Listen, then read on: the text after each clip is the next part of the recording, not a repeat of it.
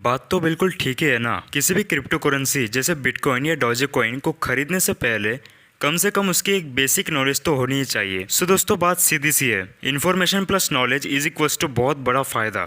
और वही इन्फॉर्मेशन और नॉलेज आपको इस वीडियो से मिलने वाली है।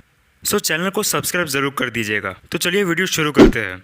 दोस्तों, क्रिप्टो करेंसी तो कई सारी है, जैसे बिटकॉइन, डॉजेकॉइन, कार्डानो एटसेट्रा, लेकिन सबसे ज़्यादा फेमस है बिटकॉइन। सो सीधी सी बात है कि अगर आप बिटकॉइन भारत में खरीदोगे तो भारत की गवर्नमेंट बिटकॉइन के बारे में क्या कहती है ये जानना भी उतना ही ज़रूरी है जितना बिटकॉइन खरीदने के बाद उसके अप एंड डाउन पे ध्यान रखना। क्योंकि कभी भारत में बिटकॉइन खरीदने पर 10 साल की जेल होती थी, लेकिन ये अभी नहीं होती, तो इसके बारे में चर्चा करने का कोई विषय ही नहीं बनता। और इसके बारे में अगर आपको जानना है तो इस पर ऑलरेडी एक वीडियो है, आप देख सकते हैं।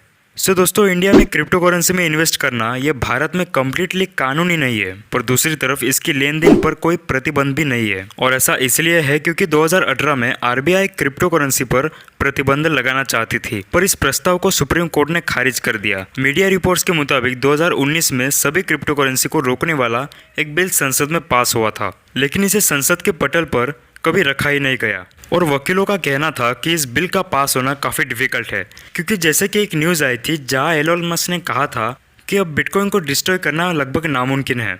सरकार इसकी तेज़ धीमी कर सकती है, लेकिन इसे डिस्ट्रॉय अब कोई भी नहीं कर सकता।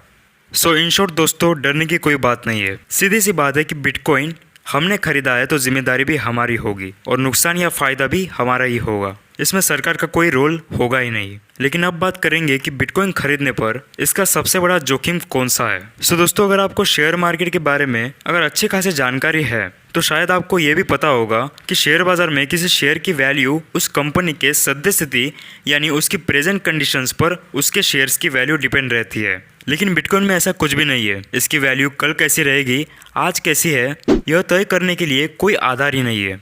और हमें यही नहीं पता कि बिटकॉइन की स्थिति आज क्या है, कल क्या होगी। और ऊपर से बिटकॉइन में उतार चढ़ाव भी काफ़ी होते हैं। इसका एग्जाम्पल ये है कि एक बार जनवरी में बिटकॉइन की वैल्यू बढ़कर $42,000 हो गई थी और फिर $30,000 तक गिर भी गई थी। लेकिन फिर एक हफ्ते के दौरान इसकी वैल्यू फिर से बढ़कर $40,000 हो गई थी, यानी उस एक हफ्ते में वो फिर से अपने जनवरी के अमाउंट में पहुंच गया, पर $2,000 से कम हो गई थी। इन शॉर्ट, बिटकॉइन का उतार चढ़ाव में पैसों का अंतर काफी बड़ा होता है। इसलिए मैं आपको प्रेफर करूंगा कि ऐसे वेबसाइट्स और ऐप से बिटकॉइन खरीदे जो आपको एक छोटा सा बिटकॉइन का टुकड़ा खरीद कर दे, और ऑब्वियसली उस बिटकॉइन के शेयर सिर्फ 100-200 के ही हो। और ऐसे वीडियोस हमने पहले से ही बना के रखे हैं, आप चाहे तो उसे देख सकते हैं। सो दोस्तों, अगर वीडियो पसंद आई तो लाइक कीजिए, सब्सक्राइब कीजिए एंड भर भर के शेयर कीजिए। इससे भी अच्छी वीडियोस चैनल पे आने वाली है, सो चैनल को सब्सक्राइब जरूर कीजिए।